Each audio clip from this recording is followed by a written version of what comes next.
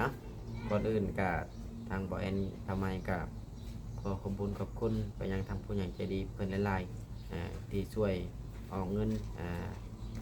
ช่วยซื้อตู้ซักผ้าโดยจำนวนเงินอยู่ 2,000 บาทเนาะก็บัดนี้เงินบ่แอนก็ออกค่าตู้ซักผ้าน่ะ 5,000เนาะทำไม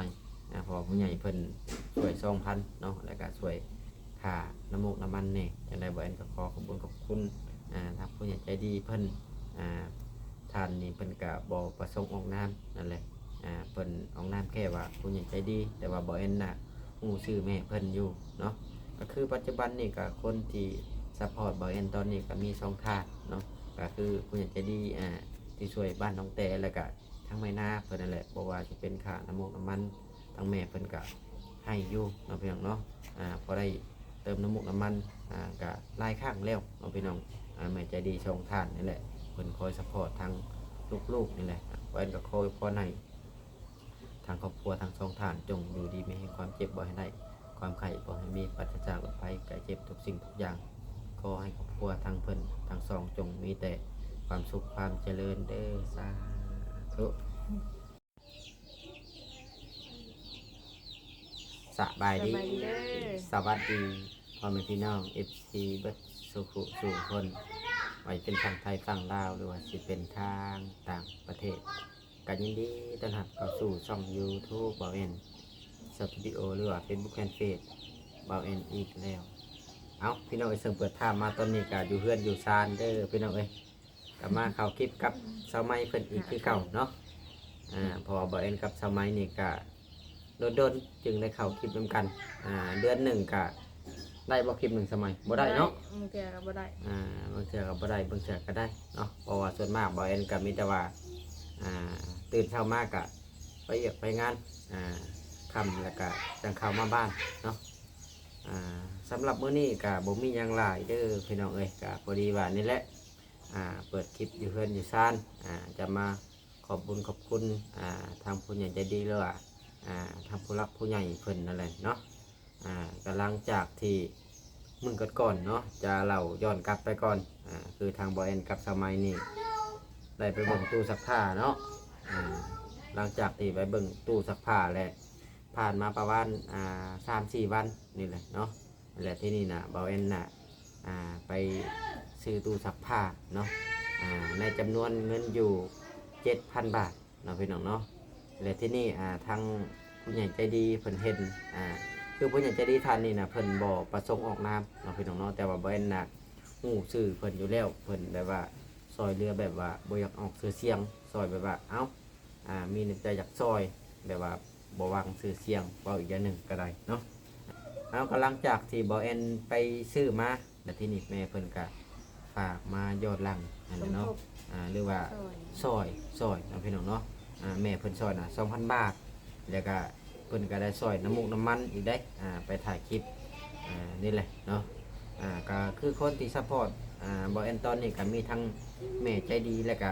มีทั้งแม่นานี่แหละเนาะพี่น้องมี2ท่านนี่แหละเพิ่นคอยซัพพอร์ตบ่แอนบ่ว่าแม่นาเพิ่นก็ให้ค่าน้ำมันเนาะแม่ใจดีเพิ่นก็ให้ค่าน้ำมันเนาะพี่น้องเนาะก็คือตอนนี้นะมีเพิ่นทั้ง2ท่านนี่แหละคอยสนับสนุนเดี๋ยวให้ค่าน้ำมูกน้ำมันเนาะทางเฮาก็ดีใจหลายที่เพิ่นนี่แหละมีความเอ็นดูสงสารมีความเมตตาถ้าว่าเพิ่นบ่เอ็นดูเมตตาเฮาเพิ่นบ่ให้พี่น้องว่าความจริงเลยคือผู้รักผู้ใหญ่แต่ละคนนี่ทั้งที่เฮานี่ก็บ่แม่นลูกเพิ่นแท้บ่แม่นหลานเพิ่นแท้แต่ว่าเพิ่นน่ะนับถือว่าเฮานี่สำลูกสำหลานเพิ่นเนาะทำไม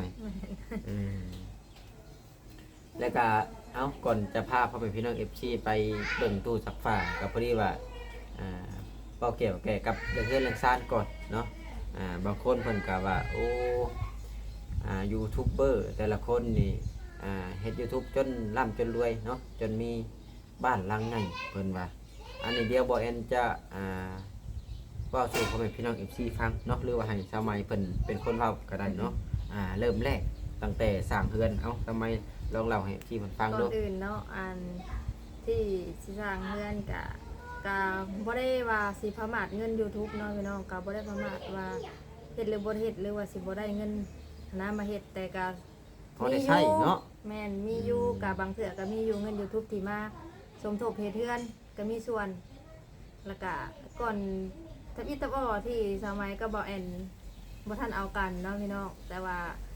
สมัยก็บ่ได้มีเงินหยังมากมายหยังหลายนะแต่ว่าเป็นสาวเฮาก็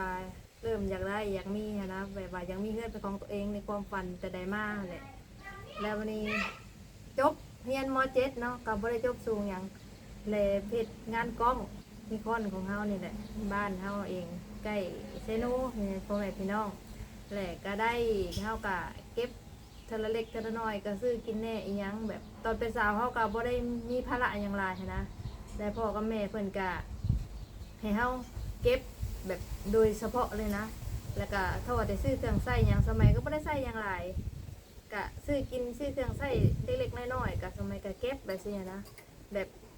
เฮายังบ่มีภาระหยังเนาะเฮาก็เลยเก็บเงินได้เฮาก็เลยแบบว่าแม่กับพ่อเพิ่นก็ตั้งใจให้เฮาเก็บหั้นนะแบบว่าเพิ่นว่าให้เฮาตั้งเสาเฮือนสมัยก็บ่ได้หยังหลายได้แต่เทคานแล้วก็ตั้งเสาเฮือนเนาะพี่น้องแบบหลังคาเฮือนก็ยังบ่ได้ช่วงนั้นก็เครื่องบ่ทันแพงซำนี้แล้วก็เลยได้โอ้ยถ้าไหลคุมื้อนี้คือสิบ่ได้ดอก แม่ เพราะว่าสุดนั้นมันบ่ได้แพงได้เครื่องของอะแบบ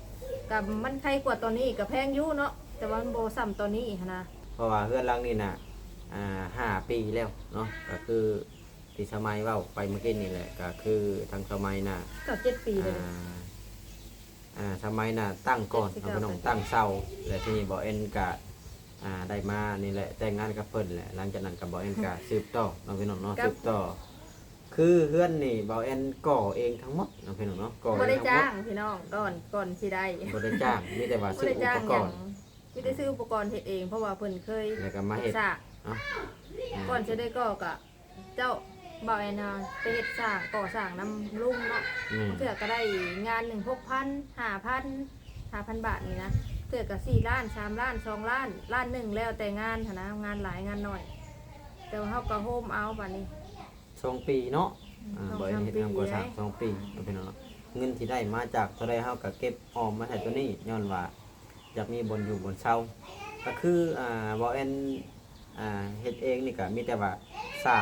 บทางในก่อเนาะพี่น้องเนาะก่อแล้วก็เพิ่นครัวนี่ก็บ่เอ็นก่อเองเนาะแต่ว่าโตเป็นฟ้าบ้านข้างนอกนี่ เนาะ เนาะ มันได้จ้างเพิ่นสร้าง ได้จ้างเพิ่นแล้วก็เป็นเงินทางผู้หลักผู้ใหญ่ ผู้ เพิ่น ใหญ่เป็น ช่วย ซอย เนาะพี่น้อง นำมา เนาะ จังได้โบกเนาะ ถ้าว่าเพิ่นบ่ช่วยนี่โอ้คิดว่ายังบ่ทันได้ ห้ บ อ อง ก น้ำ เนาะ ก็ อืม มีแม่ใหญ่ใจดีคือการซอย แม่ ห้องน้ำก็สั่นก็บ่ได้ใช้ห้องน้ำมันก็ได้บ่แม่นเงินเฮาเองใด ก็คือ เพิ่นซอย ก็คือผู้ที่ช่วยนี่มี3ถาดเป็นเงินทางแม่มินตาเพิ่นเนาะบ่เอ็นบ่เคยลืมก็บ่ฮู้ว่าทั้งทานเพิ่นยังเบิ่งคลิปบ่เอ็นอยู่หรือบ่เนาะ ก็ไผเอง แล้วก็สร้างห้องน้ำให้ก็เป็นเงินทางแม่เพชรนะพี่น้องเนาะก็บ่เคยลืมแล้วก็อีกส่วนหนึ่งก็เป็นเงินทางพ่อคำใส่นะพี่น้องเนาะบ่แอนบ่เคยลืมเลยทางผู้รักผู้ใหญ่ถึงเพิ่นสิบ่เบิ่งคลิปเฮาแล้วก็ตามถือว่าเพิ่นมีบุญคุณต่อเฮาหลายหรือว่าต่อครอบครัวทางเฮาหลายเนาะเพิ่นก็ช่วยเหลือนี่ห้วยคิดว่าหลายเติบแล้วพี่น้องเอ้ยทางผู้รักผู้ใหญ่เพิ่นช่วยนี่แล้วก็ซื้ออยู่ซื้อกินแน่บ่แม่นว่าสิใช้เบิดเนาะพี่น้องเฮาก็เอาใส่น้ำมันแน่บ่แอนไปเฮ็ดเวียกเฮ็ดงานนี่แหละเนาะพี่น้องเนาะถือว่าหลายเติบ อั เนาะ น พี่น้องเนาะ บางคนก็ว่าหลังคาคือได้นั่นนี่เอาเพราะว่าเบาแอนเพิ่นถ้าค่าแห้งเพิ่นออกเนาะเพราะว่าอยู่นำเฮ็ดงานนำมีต่อทวิตแต่มีอ้าย2 คนแล้วก็มีอาวของสมัยเนาะแนะนำพอเฒ่าเบาแอนนั่นแหละกับเบาแอนผู้หนึง4 คนเฮ็ดงานนำกัน แม่แม่ ก็เลยเพิ่นก็รุดแบบว่าเพิ่นบ่เอาแพงนะหลังคาแล้วก็เพิ่นก็ไล่รวมทั้งค่าแห้งบ่แอนตัดค่าแห้งบ่แอนออกจ่ายแต่3แห้งจังซี่นะพี่น้องเพิ่นก็รุดให้ร้านให้น้องให้นุ่งอะไรเพิ่นก็บ่ได้เอาแพงแบบปกติเพิ่นก็เอาตามราคาที่เพิ่นเคยเฮ็ดนั่นแหละเนาะ แม่ แต่ว่านี่เฮือนน้องเพิ่นนุ่งแล้วเพิ่นก็ต่างซอยเฮือนหลานหยังหั้นนะ เราก็เลยได้ สอไปนำ เขาก็ซื้อแต่อุปกรณ์มาเฮ็ดแหละแล้วซั่นสมัยบ่ได้อยู่ดอกสำนี้ค่ะเงินก็เฟ้อปานนี้ยังบ่ได้อยู่ ก็ ก็บ่ง่าย ก็อันบ่แม่นสรุปได้พี่น้องเอ้ยสำหรับเงิน YouTube เอาเห็นนะที่เฮ็ดเฮือนน่ะมีหยังแหน่ทำไมไม้ตัวนี้เนาะมีไม้ตัวนี้แล้วก็ มีเสา4เสาเนาะ เดือแต่เสากับโครงไม้ กับโครงไม้ว่าง่ายๆก็บ่ฮอด 20,000 ซำเนาะเงิน YouTube ที่เอามาสร้างเฮือนเนาะพี่น้องเนาะเพราะว่าเฮาบ่ได้แบบว่าสิเป็นกอบเป็นกำหลายๆเด้อพี่น้อง ไม่ อ้ย เฮาก็ให้อ้ายสมัยเองเนาะปาดให้ เพิ่นก็บ่ได้ไหลราคาแพงหั้นนะอ้ายสมัยเองปาดให้เนาะเงินอ้ายข้างๆนี่แหละพี่น้องเพิ่นปาดให้ไม่อยู่หน้าเนาะไม่ก็เฮาบ่ได้ไปซื้อน้ำเพิ่นโดยตรงก็ไปซื้อน้ำเพิ่นนี่โอ้ยเงินบ่พอนะคะหลังคากันจังได๋ก็ ราคาน่ะ ผู้ใหญ่ ที่ เพิ่นช่วยบ่หรือจะ บ่และราคาก็เงินตัวเองนี่แหละ เจ้าบ่ แม่น ซื้อจักเบิดจักเท่าไหร่ ราคาน่ะเบิด6ล้านป้าย เฮาได้ 6ล้าน แต่ ห้า โครงเนาะโคกับเสา 6ล้านห้า อันหลังคาชนเรือหันแม่นผู้ใหญ่เพิ่นช่วยพี่น้อง คือโพดครัวนี่เงินบ่แอนน่ะบ่แอนไหลเกือบได้พุ่นแหละเนาะซื้อเสาน่ะ3,600เงินบ่แอนพี่น้องเนาะแล้วก็โครงหลังคาไม้ให้พี่น้องเนาะแล้วก็เป็นกระเบื้องน้ำแน่หรือมีกระเบื้องน้ำแน่ เท่านั้นแหละ แต่ว่าพวกเอาดินเข้ากะโหลอิหยังต่างๆนี่เป็นเงินทางผู้ใหญ่ใจดีเพิ่นเบิดเนาะพี่น้องเพราะว่าสิเป็นปูนแห่ทรายอิหยังต่างๆคือแห่ทรายนี่ก็ยังอยู่เล็กนี่ก็แม่นเบิดเงินทางผู้หลักผู้ใหญ่เพิ่นเบิดล้านน้อยเนาะทำไมดิไปลงเพิ่นไหมมาเข้า ยังเว้าบ่เป็นอยู่ดังสบายดี ถ้าน้องมาเข้าไว้น้อยหนึ่งบ่อยากเอาเด็กน้อยเข้าลายพี่น้องเอ้ยเด็กน้อยเข้าลายมัน สบายดี มีความเสี่ยงต่อซ่องเนาะสบายดีอันนี้ สองคนนี่จะติดเบาเอ็นในพี่น้อง หลานลูกอ้ายคนนี้ลูกเอื้อย ไปพาน้องไปเล่นได้อ ลู วั ก น ป้ากับ เด็ก ลุงแม่ เบาเอ็นกับสมัยลูกเบาเอ็นบ่เสียก็ถือว่าปัจจุบันนี่ก็ ใหญ่กว่าคนนี้ใหญ่กว่าคนนี้ 3 ปีน้องพี่น้องเนาะลูกแพทย์บางคนก็ยังบ่ได้ฮู้เลยว่าเบา เป็ เอ็ น น ปี น่ะ ปลายคนนี้ เคยมีลูกมาก่อน เกิด เนาะ ก่อนคนนี้ได้สมัย พาน้องไปเพราะว่า บ่ไป บ่อยากไปมันอยากปิดคอมเมนต์พี่น้องไปถ่ายกับเด็กน้อยมันอยากปิดคอมเมนต์มันอยากปิดกฎอะไรประมาณนี้ก็ทางพวกเฮากันนี่แหละน้องพี่น้องเนาะวางแผนว่าสิเอาลูกเอาเต้านี่แหละเนาะเพอผ่านมากะ3 ปีแล้วเนาะหลังจากที่บ่เอ็นกับสมัยได้ลูกมาแหละเสียเนาะพี่น้องเนาะลูกแพทย์ผู้ชาย2 คนเนาะก็มีแต่ว่าปัจจุบันนี่ก็เดี๋ยวอีกบ่ดนน่าจะ แต่ว่ามีคือคนอื่นนะจ๊ะแบบยังบ่ได้กะจะคนสองคนกะโอเคแหละบ่วางลายปานใดก็ได้ คนหนึ่งสองคนพอเฮาได้ปากได้เว้าได้นี่นำนะจะมีครอบครัวสมบูรณ์ถ้ามีลูกเฮาก็เป็นแบบว่าครอบครัวสมบูรณ์แบบเลยนะเฮาก็สิบ่เหงาอันนี้อยู่สองคนพ่อแม่มันก็เหงาพี่น้องมีแต่ไปหาหลานแต่ละมื้อ ก็คือถ้าว่าสมมติว่าเฮาได้ลูกรอบนี้เนาะพี่น้องเนาะก็วางแผนไว้ว่าสิไปคลอดอยู่ไทยเนาะ ทำจะได้ไป ถ้าที่ได้ไปก็บ่ฮู้ว่าแพงหรือบ่แพงเนาะก็คือบ้านของบ่แอนกับสมัยนี้ก็อยู่ตรงข้ามระหว่างสวรรค์ในเขตมุกดาหารเนาะถ้าว่าเฮาไปกันน่าจะไปมุกดาหารนี่แหละเนาะก็มีแต่ว่าอยากขอคำแนะนำจากพ่อแม่พี่น้อง FC ทางฝั่งไทยที่อยู่ใกล้ๆจังหวัดมุกดาหารนี่แหละเนาะกับบ่ฮู้ว่ามีพ่อแม่พี่น้อง FC ติดตามอยู่บ่อยู่จังหวัดมุกดาหารเนาะพี่น้องเนาะถ้าว่าจังใดก็ให้ความคิดความเห็นกันมาหน่อยเด้อเนาะแต่ว่าฝากพ่อแม่ป้าลุง FC อยู่จังหวัดมุกดาหารพุ่นแหละถ้าว่ามีคำคิดคำเห็นหรือว่าทักทายมาให้นี่แหละความคิดคำเห็นได้ว่ามันกับแพงกันนี่เนาะซอยคอมเมนต์มากก็ได้พี่น้องเอ้ย อยากลองแบบว่าไปหลายๆห้องหมอเบิ่งว่าสินะห้องหมอใดก็ดีเบิดนั่นแหละก็บ่ได้ติว่าห้องหมอใดบ่ดีก็ดีเบิดแต่ว่าอยากลองไปเบิ่งว่าสินะ อยากไปคลอดอยู่ฝั่งไทยว่าง่ายๆกันเนาะ คิดซื่อ ถ้าว่าเป็นไป ๆ ได้ แต่ก็ เนาะ บ่ พี่น้อง รู้ เนาะ ว่าสิได้ไปหรือบ่พี่น้องแต่เฮาก็ยังบ่ได้วางแผนอีหยังหลายนะคิดแค่คิดซื่อๆนะ วางแผนไว้ล่วงหน้าเนาะ เอากับประมาณนี้นะพี่น้องเอ้ยเว่าหลายพอสมควรเนาะเดี๋ยวก็สิเข้าไปเบิ่งตู้ซักผ้าเนาะ ก็สิมืด ก็มีแต่ว่าก่อนจะเข้าไปเบิ่งตู้ซักผ้านี่แหละทางบ่เอ็นกับสมัยก็สิขอบพระคุณทางผู้หลักผู้ใหญ่เพิ่นก่อนหลังจากที่เฮาไปถ่ายคลิปแล้วบางทีมันมืดเฮาก็สิจบคลิปไปเลยเนาะ ก่อนอื่นก็ทางบ่แอนสมัยกับข ขอขอบคุณขอบคุณไปยังทางผู้ใหญ่ใจดีเพิ่นหลายๆที่ช่วยออกเงินช่วยซื้อตู้ซักผ้านี่แหละเนาะก็เพิ่นออกก่อนอื่นบ่เอ็นก็ขอขอบคุณขอบคุณทางผู้หลักผู้ใหญ่เพิ่นหลายๆที่ช่วยบ่เอ็นกับสมัยออกค่าซื้อตู้ซักผ้าเนาะเป็นจำนวนเงินอยู่ 2,000 บาทเนาะกะบัดนี้เงินบ่เอ็นก็ออกค่าตู้ซักผ้าน่ะ 5,000เนาะสมัยเพอผู้ใหญ่เพิ่นช่วย 2,000เนาะแล้วก็ช่วยค่าน้ำมูกน้ำมันแหน่จังได๋บ่เอ็นก็ขอขอบคุณขอบคุณทางผู้ใหญ่ใจดีเพิ่น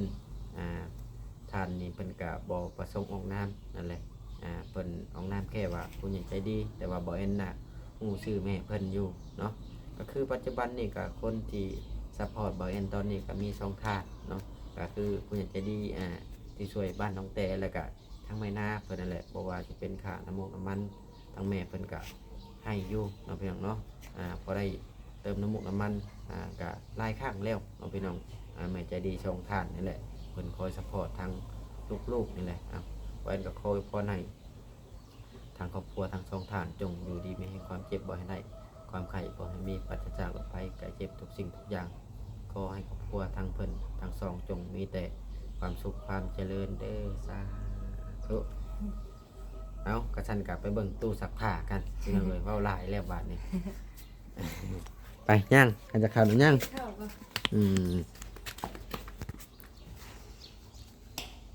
นี่แหละพี่น้องเอ้ยเกินชานก็ได้แต่ไฟแน่มันบ่เห็นหงเอาอีหลาจับ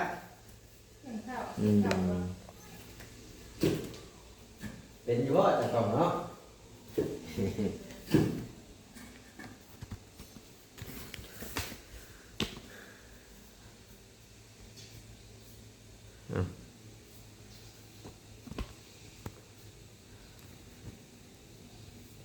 นี่แหละพี่น้องเอ้ยตู้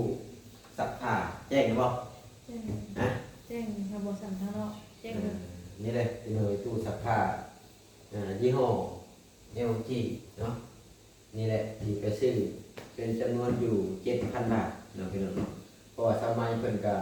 อยากได้แต่โดนเนื่องจากว่านี่แหละยามฟ้ายามฝนเนาะพี่น้องเนาะคือฤดูยามฝนตกนี่เวลาที่เฮาซักเครื่องซักของเนี่ยมันจะมีกลิ่นนะพี่น้องมันเหม็นเอาง่ายก็ได้แล้วที่นี่เพิ่นก็อยากได้เฮาก็จำเป็นต้องได้ข้อเงินไปใส่อะไรเนาะก็บ่มีรายดอกเงินเนาะพี่น้องแต่ว่ามันก็เป็นสิ่งที่จำเป็นเนื่องจากว่าบนตากคองก็บ่มีบนตากเสื้อก็บ่มีเนาะพี่น้องเนาะเนื่องจากว่าเฮือนเฮาเป็นเฮือนดินก็เลยบ่มีบ่อน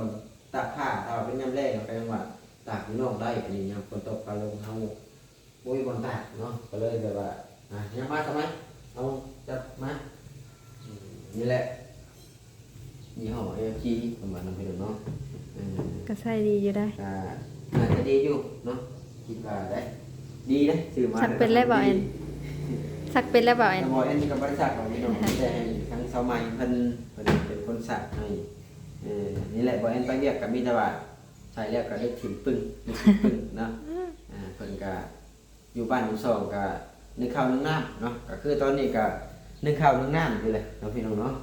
นี่แหละทุกสิ่งทุกอย่างนี่เป็นเงินทำผู้รับผู้ใหญ่เพิ่นเบิดได้อันนี้นะอันนี้ก็แม่นเบิดนะพี่น้องเอ้ยนี่แม่นเบิดเกือบของเพิ่นเบิดของแอนมีแต่ตัวนี้ กับอยู่นั่นนะแม่ ตัวนี้เนาะบ่ฮอด 20,000 นะเงินบ่แอนใส่คือกันเงินที่ทำ YouTube พี่น้องเอ้ยแต่ว่าเงินส่วนอื่นน่ะเป็นเงินบ่แอนสมัยอยู่แต่ว่ารวมๆเอาเงิน YouTube น่ะมันบ่ได้หลายเนาะพี่น้องเนาะบ่ฮอด 20,000 ซ้ำมีแต่ว่าเฮาได้เล็กๆน้อยๆก็มีแต่ว่าใส่จ่ายใส่น้ำมันน้ำมันซื้อกินในครอบครัวเงินซานมันก็ถือว่าเบิดแล้วเนาะเอากับประมาณนี้แหละพี่น้องเอ้ยก็บ่มีหยังหลายสำหรับคลิปนี้ก็มีแต่ว่าขอบคุณทางผู้รักผู้ใหญ่เพิ่นที่เพิ่นมีความเอ็นดูเมตตามีความสงสารช่วยเหลือทางไว้ชาวใหม่นี่แหละเนาะเอาจังได๋ก็ขออวยพรให้ทุกคนจงอยู่ดีมีแห่งความเจ็บบ่ให้ได้ความไข้บ่มีปราศจากโรคภัยไข้เจ็บทุกสิ่งทุกอย่างขอให้ครอบครัวทั้งแม่ทั้งสองจงมีแต่ความสุขความเจริญและที่สำคัญก็ขอขอบคุณพ่อแม่พี่น้อง FC ทุกกำลังใจที่คอยเข้ามาติดตามรับชมคลิปบ่แอนตั้งแต่ต้นจนจบที่บอกความโฆษณาถ้าว่าบ่มีพ่อแม่พี่น้อง FC เบิ่งคลิปให้หรือว่าโฆษณาให้นี่โอ้บ บ่มีบ่แอนในมื้อนี้เนาะจังได๋ก็ขอขอบคุณทุกกำลังใจเด้อพี่น้องเอ้ยเอ้ากระชันก็ขอตัวจบคลิปก่อนไปพบกันคลิปหน้า EP ไหนอยู่ดีแม่งเบิดสุขทุกคนไปก่อนพี่น้อง